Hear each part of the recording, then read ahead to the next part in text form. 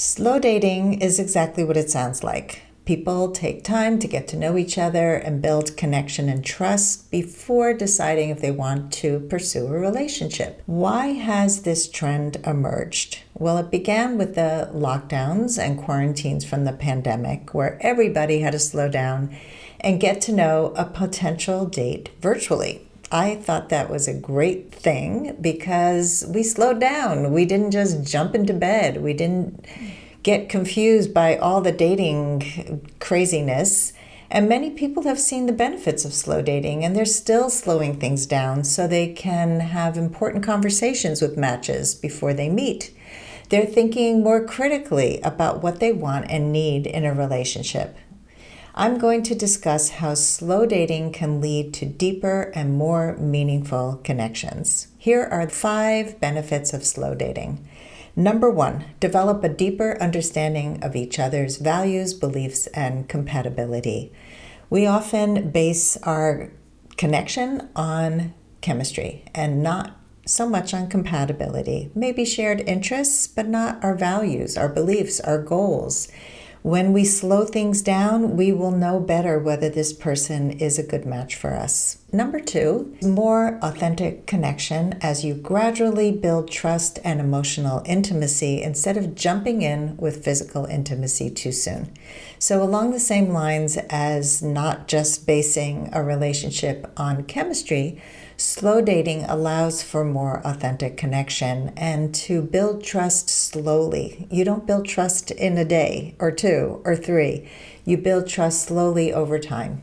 Number 3, helps alleviate the pressure and expectations that often come with traditional dating, allowing people to enjoy the process of getting to know each other without the stress of rushing into commitment.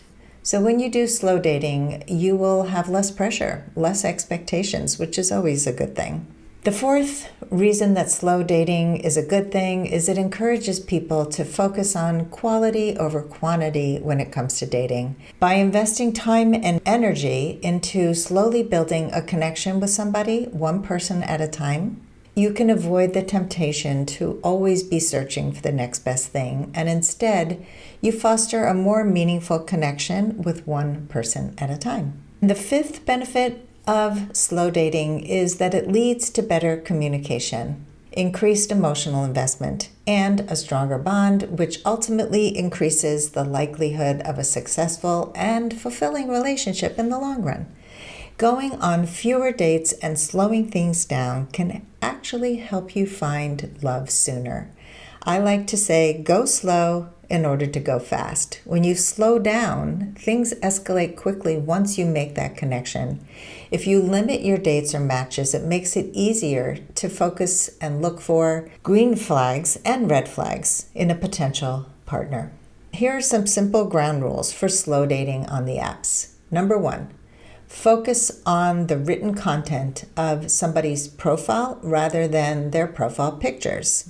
Number 2, limit the amount of time you spend on dating apps. I recommend spending up to 20 minutes a day on the apps and sending up to 2 messages a day until you have a few conversations going, and then go on dates and meet people. Number 3, limit the number of matches you actually talk to on the apps as well as the number of dates that you go on. For example, if you're having a really good conversation with 3 matches, choose the ones that you like most of those 3 and make sure you're asking really good questions before your first meeting. Anything related to somebody's family, their likes and dislikes, religion, philosophies about life.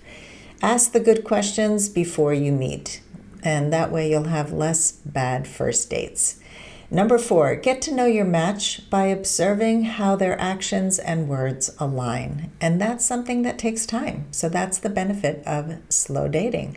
You're watching. Somebody can say, I am looking for a long-term relationship, but then they really don't ask you out, or they don't keep talking to you about deeper things. Number 5, remember that the beginning stages of dating are for discovering about a person, not deciding that they're the one. This is why we slow things down, so we keep discovering more and more about the person.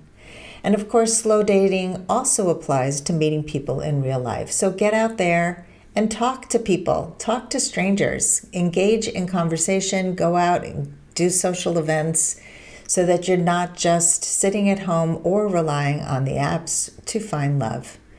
Have you ever practiced slow dating? Let me know in the comments.